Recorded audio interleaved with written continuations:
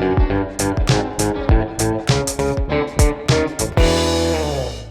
teman-teman semua, selamat datang di Yang Penting Podcast. Tempat kita ngobrol santai, bahas hal-hal seru, kadang receh, tapi sering juga serius. Yang penting relate sama hidup kalian. Bareng gue, Haris Sanjaya, dan di sini gue ditemenin sama dua temen gue yaitu Poppy Nizafania dan Nabila Rida Fauzia. Di sini kita bakal ngobrol-ngobrol soal humas dan markom nih. Dan pas banget sama mereka yang kerjanya sesuai sama pembahasan kita hari ini. Fania di humas dan Nabila sendiri di markom. Oke deh, kalau gitu kita mulai aja ya. Kita langsung ke pertanyaan pertama. Gue tuh sebenarnya lagi kepikiran satu hal yang kayaknya banyak orang masih suka bingung bedainnya. Jadi gini, kita kan sering banget dengar istilah humas, ya hubungan masyarakat. Di sisi lain, ada juga istilah markom alias marketing communication. Nah, yang menarik, kadang orang tuh nganggap dua hal ini sama atau bahkan saling tumpang tindih. Tapi bener gak sih sebenarnya kayak gitu? Menurut kalian berdua nih, humas itu beda gak sih sama markom? Atau sebenarnya mereka jalan bareng, tapi fungsinya aja nih yang beda? Gue pengen banget ngebahasin lebih dalam, apalagi sekarang banyak banget perusahaan yang mulai nentuin peran PR sama markom jadi satu tim. Nah, kalian sendiri gimana nih?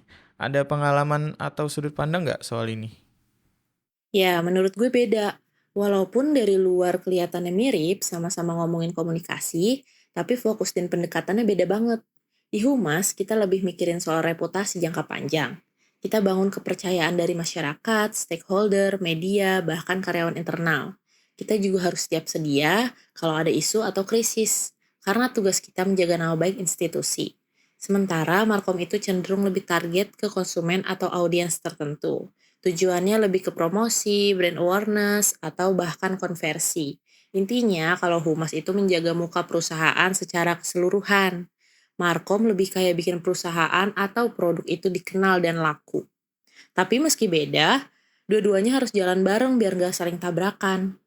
Menurut gue sih ini dua bidang yang emang sering overlap, makanya orang suka salah kaprah. Tapi secara prinsip beda. Di Markom kita lebih fokus nyusun strategi, komunikasi buat nyampein nilai produk atau brand ke target market kita. Gimana caranya bikin orang mau beli, mau ikut campaigns, atau minimal tertarik dulu deh. Jadi pendekatannya lebih direct dan persuasif. Sementara humas lebih ke pengelolaan persiapan secara umum, bisa ke media, pemerintah, atau publik luas. Kalau humas itu kayak guardian, citra. Markom itu kayak pembicara produknya. Tapi sekarang garis pemisahnya makin tipis karena semuanya harus terintegrasi. Apalagi di era digital kayak sekarang ini. Wah, iya banget ya. Setuju juga gue sama Nabila. Intinya humas itu tuh jagain citra dan reputasi jangka panjang. Kayak tamengnya lah, tamengnya perusahaan. Nah, kalau markom lebih ke pencari perhatiannya, biar produk atau brandnya dikenal dan laku. Dua-duanya penting banget dan harus jalan bareng. Apalagi sekarang kan komunikasinya tuh udah nyampur banget ya digital. Jangan sampai malah tiban-tiban strategi, iya gak sih? Gue tuh penasaran ya di dunia kerja sekarang, apalagi di era digital kayak sekarang ini nih. Semua tuh serba cepat dan saling terkoneksi. Nah, di tengah situasi kayak gitu, Humas dan Markom ini nih sering banget kelihatan kayak dua tim yang kerjanya berdampingan, tapi nggak selalu bareng nih. Padahal kalau dilihat-lihat ya, kan ada banyak momen atau proyek yang sebenarnya tuh butuh banget kolaborasi mereka. Misalnya pas lagi launching produk baru, pas krisis komunikasi, atau pas ada campaign yang skalanya gede banget dan harus nyentuh banyak audiens. Tapi sebenarnya nih ya, menurut kalian nih, kapan sih momen yang tepat buat Humas dan Markom kerja bareng? Maksudnya bukan cuma sekedar sharing info aja, tapi bener-bener bareng dari strategi sampai eksekusinya. Karena kadang kan dua-duanya punya target yang beda nih, tapi tujuan akhirnya bisa sama. Nah, kalian pernah gak sih ngalamin situasi kayak gitu? Atau ada insight soal gimana nih nyatuin dua tim ini biar hasilnya maksimal? Kalau ditanya kapan, ya menurutku sih harusnya selalu ya. Karena kita berdua pegang peran penting dalam menyampaikan pesan perusahaan. Tapi momen yang paling krusial biasanya pas ada peluncuran produk, program CSR, atau saat perusahaan kena isu sensitif. Contohnya, waktu kantor gue ngeluncurin program keberlanjutan, tim Markom yang bikin campaign digitalnya. Sementara tim Humas yang nyiapin siaran pers, jalin komunikasi sama media, dan atur eventnya. Kalau nggak kerja bareng, bisa-bisa pesan yang keluar malah beda nada. Humas ngomongnya A, Markom promosinya B. Nah, itu bahaya banget buat kredibilitas perusahaan. Iya, betul banget. Kita itu harus bisa sinkron. Gue pernah tuh kerja sama klien besar, mereka ngeluncurin produk yang katanya eco-friendly. Nah, Markop udah nyiapin semua materi, dari video, sosial media, campaign, sampai event digital. Tapi ternyata pas dicek humasnya ada beberapa klaim yang belum diverifikasi. Untungnya kita ngobrol duluan sih, jadi bisa dikoreksi sebelum keluar ke publik. Makanya penting banget antara Humas dan Markom saling kolaborasi dari awal. Jangan cuma ketemu pas udah kejadian. Kalau komunikasi internalnya rapi, pasti eksternalnya juga pasti kuat kok. Nah itu dia tuh, penting banget ternyata ya komunikasi antar tim dari awal, biar nggak kayak ngomong dua bahasa dalam satu perusahaan. Gue suka banget nih sama contoh real yang tadi tuh, langsung kebayang gimana kalau Humas dan Markom nggak duduk bareng dari awal. Bisa kacau banget outputnya. Jadi emang bener sih ya, momen-momen krusial kayak launching, CSR, atau krisis tuh harus banget dikerjain bareng-bareng, bukan jalan sendiri-sendiri. Kalau dipikir-pikir ya, kerja di dunia komunikasi itu tuh nggak pernah bener-bener tenang nggak sih? Setiap tahun, bahkan setiap bulan tuh rasanya ada aja hal baru yang harus dihadapi.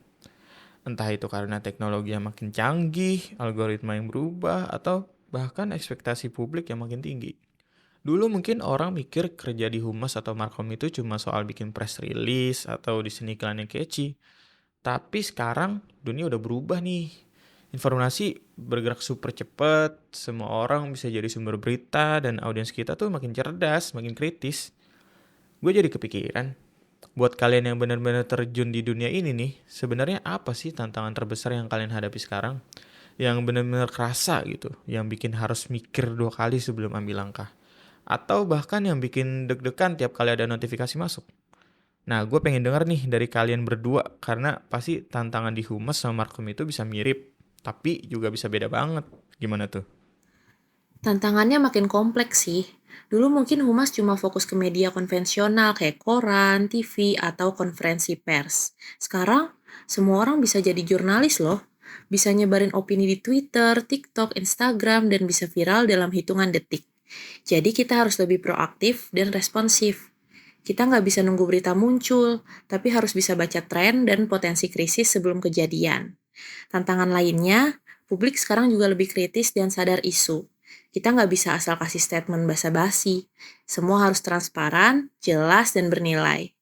Kalau di Markom, jujur aja tantangannya kebanyakan konten sih. Persaingan makin gila. Setiap hari orang bisa lihat ratusan bahkan ribuan iklan atau konten promosi. Nah, gimana caranya konten kita bisa stand out? Harus kreatif, harus relatable, dan harus ada nilai yang ditawarkan. Tapi bukan itu aja sih, kita juga dituntut untuk ngasih hasil yang terukur. Berapa orang yang lihat, klik, beli, repeat. Jadi tekanan di sisi hasil itu besar banget. Plus teknologi dan platform digital juga berubah cepet banget. Kita harus terus belajar, adaptasi, bahkan prediksi tren sebelum viral. Gila ya, tantangannya makin kompleks nih, tapi makin seru juga ya kayaknya. Humas sekarang nggak bisa lagi santai nunggu media liput, harus gercep. Apalagi dunia maya bisa meledak dalam sejam. Sedangkan di sisi lain nih, Markom juga nggak kalah puyeng. Konten numpuk di mana-mana, tinggal scroll udah kelewatan. Jadi benar-benar harus pinter cari celah biar pesannya nyangkut. Dan yang paling kerasa, semua dituntut cepet, kreatif, tapi tetap harus akurat dan bermakna ya. Pekerjaan komunikasi sekarang tuh kayak lagi balapan sambil main catur gak sih? Sekarang tuh kayaknya semua hal berputar di media sosial ya gak sih? Apapun yang terjadi nih, entah itu campaign, isu sensitif, sampai hal-hal yang viral, kadang nggak bisa ditebak asal-usulnya. Ujung-ujungnya pasti meledaknya di medsos. Nah, gue tuh jadi penasaran. Di antara dua dunia yang sebenarnya sama-sama berurusan sama komunikasi nih, Antara humas sama markom, sebenarnya siapa sih yang paling kebakar atau paling kebantu sama kehadiran media sosial ini? Apakah humas yang sekarang bisa langsung ngomong ke publik lewat Twitter atau Instagram tanpa harus menunggu media ngeliput dulu? Atau justru markom yang jadi fleksibel karena bisa bikin campaign yang interaktif dan real time di platform-platform digital? Tapi di sisi lainnya, dua-duanya juga bisa kena imbasnya kalau salah langkah karena netizen ya kalian tahu sendiri lah. Kalau soal kesalahan tuh pasti cepet banget. Jadi menurut kalian berdua, media sosial itu sebenarnya lebih besar pengaruhnya ke sisi humas atau markom gak sih? Atau jangan-jangan malah dua-duanya sekarang udah nggak bisa jalan tanpa medsos? Wah, dua-duanya kerasa banget sih dampaknya. Buat humas, medsos tuh bisa jadi tools yang sangat powerful tapi juga beresiko. Di satu sisi, kita bisa langsung nyampein informasi ke publik tanpa harus nunggu media mainstream. Tapi di sisi lain, kita juga harus siap kalau ada kritik atau serangan yang viral. Kita harus punya krisis respons, plan yang cepat dan tetap sopan.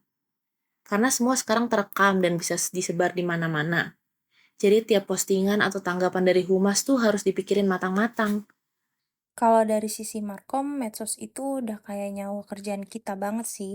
Semua campaign pasti nyangkut ke Instagram, TikTok, YouTube juga. Kita bisa dapat insight real time dari audiens, bisa tes berbagai konten, dan bisa ngukur hasilnya langsung. Tapi tantangannya juga gede banget, karena algoritmanya berubah terus, tren berubah cepat, dan kalau salah langkah ya bisa kena blacklist juga. Jadi medsos bukan cuma alat promosi aja, tapi juga tempat kita membangun hubungan langsung sama audiens. Wah, gue setuju banget sih sama kalian berdua nih. Medsos tuh sekarang udah jadi semacam medan tempur gak sih? Bisa ngebantu banget kalau dimanfaatin dengan bener. Tapi bisa juga bahaya kalau nggak siap. Buat humas, satu kalimat bisa jadi headline kalau salah ngomong. Buat markom sendiri, satu campaign bisa naik atau tenggelam gara-gara algoritma. Jadi memang penting banget gak sih punya strategi yang nggak cuma kreatif, tapi juga sensitif, cepat adaptasi. Dan yang paling penting, harus terus dengerin audiens. Oke lah kalau gitu. Nah, oke, mungkin ini pertanyaan terakhir dari gue kali ya.